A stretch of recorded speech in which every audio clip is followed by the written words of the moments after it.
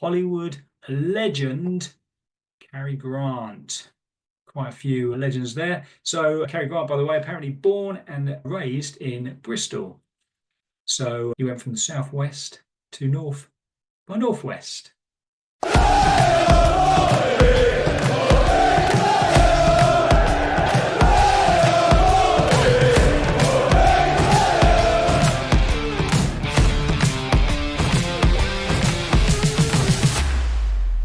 Here we go. This is the Pompey podcast with me, Mike. No Dan this week. He's unfortunately a poorly boy. So it's just me, and this is our preview of the Bristol City game this weekend at Fratton Park. There's no review of the Swansea City game due to the fact that Dan unfortunately was unwell. However, I will give you some thoughts on that a little bit later after the preview. Let's get straight into it. Head to head, Bristol City in the past, we have played them a total of 54 times.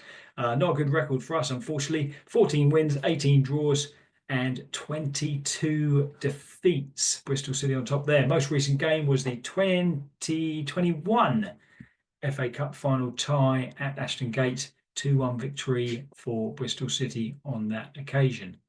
Let me tell you a little bit about Bristol City themselves. They were formed in 1894.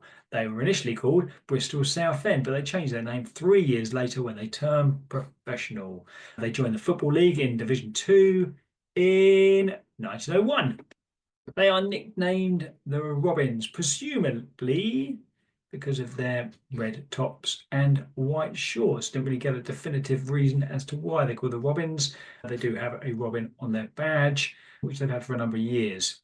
They play at Ashton Gate, which is a 27,000-seater capacity stadium, and they've played there since 1904. Their honours include, get this is quite a list, second division champions once, third division champions or third tier winners 4 times, fourth tier once, Football League trophy 3 times in its various guises, whatever it was called at the time.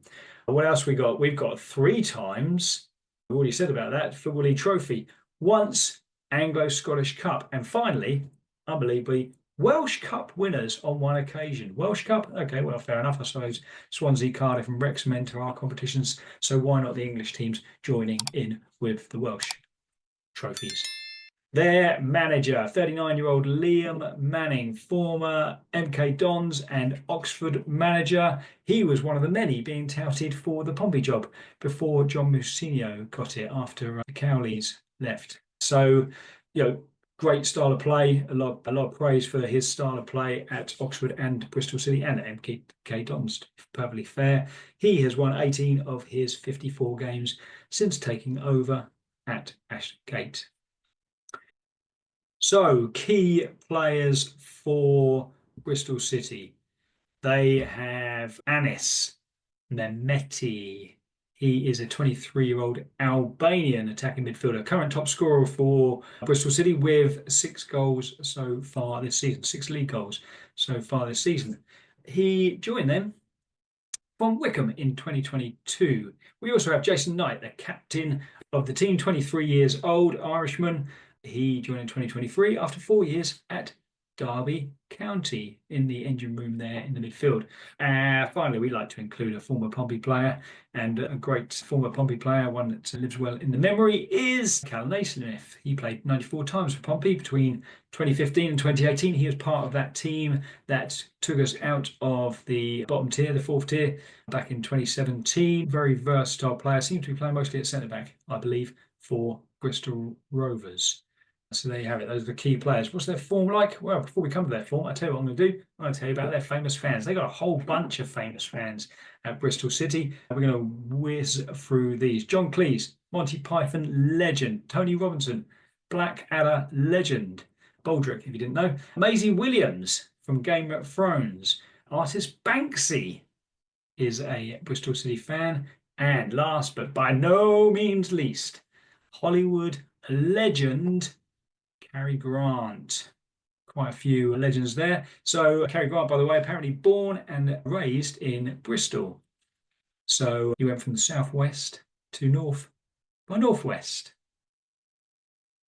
Apologies for that. Recent form for them. Last time out, they hammered Plymouth, who still have Wayne Rooney as their manager, but how much longer, we don't know. But they hammered them 4-0. Before that, 2 defeats, both 1-0 to Watford and Burnley.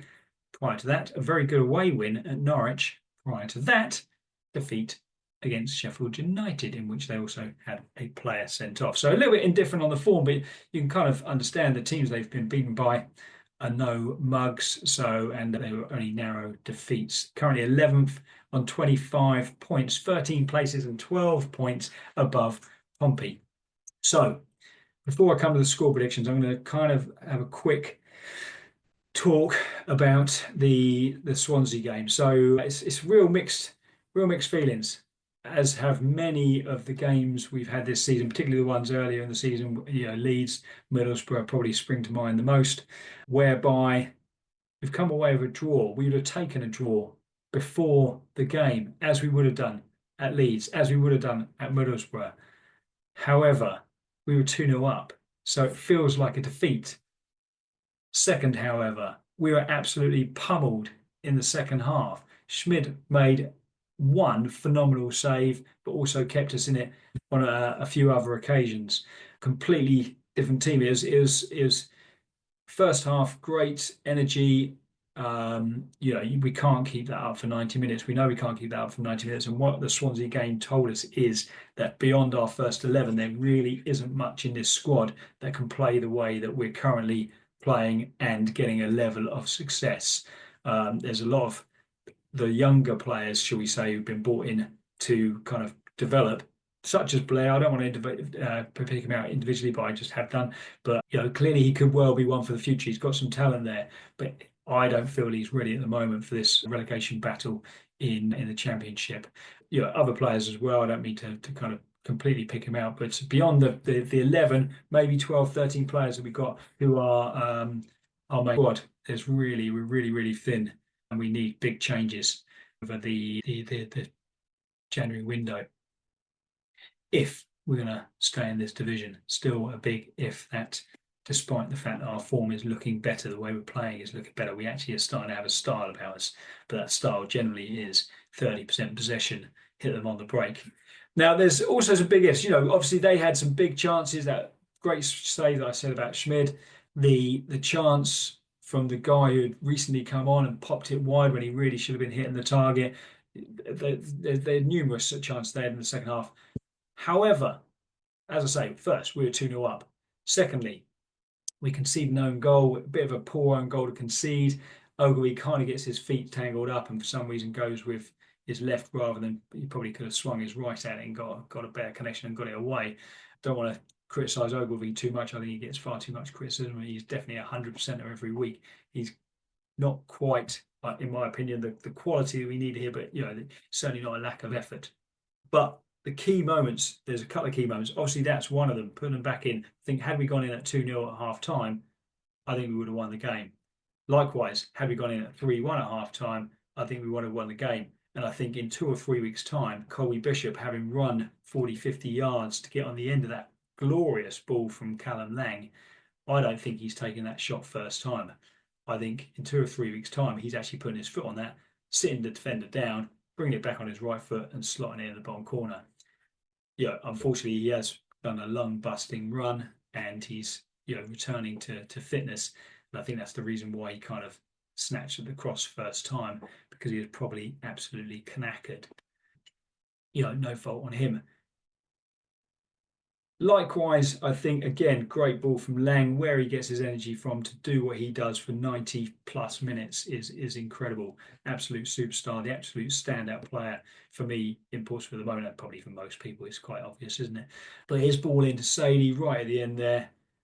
Poor old Chris. I really feel for him again. Another hard worker. Their defender did well, to be fair, put that little bit of pressure on him, but you've got to say he's going to be hitting the target with that. And if he hits the target, he's so close, it's probably going in the back of the net. And then we're talking about 3-2, probably a fortuitous win. On the balance of play, I think 2-2, we were lucky to get a 2-2, let's be honest. And we'd have taken it beforehand. But as I say, having been 2-1 up, it's a little difficult to take. That said, we've had another week off. We're back at Fratton Park. Last time we were there, well, last time we were there, the lights were out. But last time we played there, we beat Preston fairly convincingly, I think. Bristol City, much different proposition to Preston, but I think we're going to sneak it. I think we're going to sneak it. We need to start winning these home games. We're going to have the crowd behind us. It's going to be a great atmosphere down there. Bristol are probably going to bring a lot of fans themselves as well. It's going to be, I think it's going to be a good game. I'm going to go. It's going to be close, but I think we're going to edge it. 2-1 Pompey. That's my prediction. What do you think, Pompey fans? What do you think, Bristol City fans, if you happen to be watching this preview of the game? Let us know in the comments what your prediction would be. And whilst you are there, why not subscribe to our channel, the Pompey Pod? We are at Pompey Pod on YouTube and also all the socials, such as X and Facebook. And we are also on all the places that you can get your audio podcasts from, with the exception of Apple Music. It's just far too complicated to get it uploaded. If anyone can help me with that, that would be amazing. But anyway, if you are on any of those, Spotify in particular, please just subscribe to that as well. Put the little alarm on there and you'll be notified every time a new podcast comes out from the Pompey Podcast. This has been a little bit weird, me flying solo, talking about the games, talking about the reviews. Dan hopefully will be back next week and will be feeling much more chipper than he is at the moment. But for now, play up Pompey. Goodbye.